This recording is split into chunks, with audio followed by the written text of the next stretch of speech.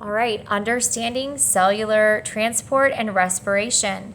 So looking at the top, we're just looking at how animals get oxygen. So oxygen is going to enter through the nose and mouth, go through the trachea, into the bronchial tubes, and eventually reach the alveoli. So when you're describing the pathway that oxygen takes, you're just going to follow it and describe it moving through the structures in the diagram on the right. Looking at what structures, so a cell structure that controls what allows oxygen to enter and exit your cells, cell structure, entering and exiting, it's gotta be the cell membrane.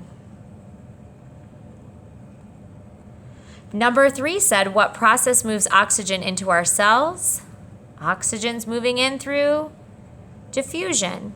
And you guys should be starting to remember that diffusion is passive, and passive transport does not require energy. So no energy is required. The oxygen must move from your lungs to your blood vessels. So we're going to go from the lungs to your blood vessels. What must be true about oxygen concentration? So if oxygen goes from high concentrations to low, and I want it to go from the lungs to the blood vessels, then we need to have a high concentration of oxygen in the lungs and a low concentration of oxygen in the blood vessels. So the lungs are going to have high oxygen, the blood vessels are going to have lower oxygen. How do we know this? We know this because this is how passive transport works. It moves things from high concentration to low concentration via diffusion. Once the oxygen enters your blood, it's going to travel all around your body. So when we look at this, in order for the oxygen to go into our cells, what must be true of the concentration of oxygen in your blood versus the oxygen in your cells? Well, if it's going to be going from your blood to your cells, and it's always going from high to low, then there must be high oxygen in the blood and low oxygen in the cells. So higher oxygen in the blood, lower oxygen in the cells. So the oxygen will diffuse out of the blood and into the cells. What do we think will happen once the concentration of oxygen in the blood drops below the concentration of oxygen in the cells?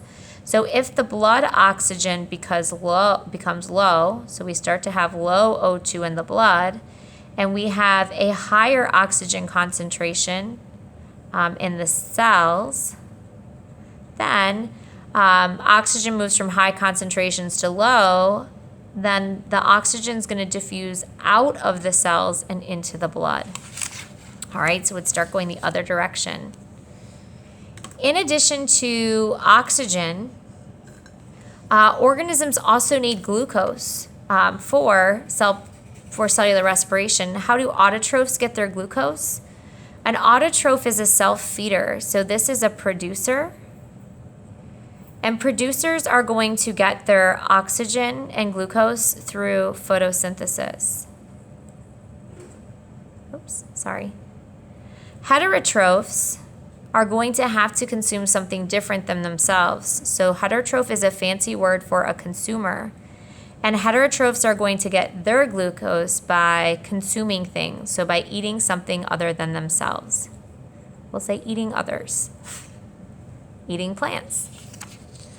All right, through which process and what structure does glucose enter cells? It moves in, if you guys remember, through facilitated diffusion.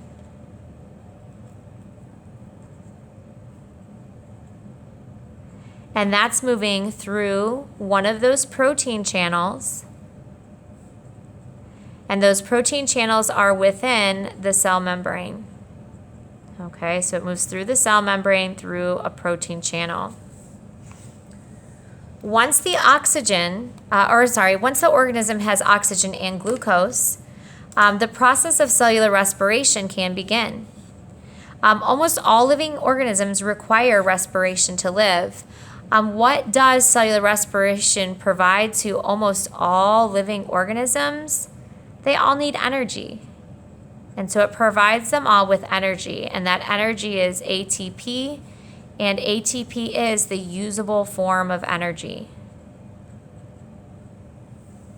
So it's the usable form.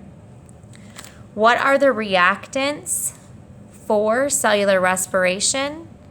Cellular respiration requires glucose from photosynthesis, so C6H12O6, and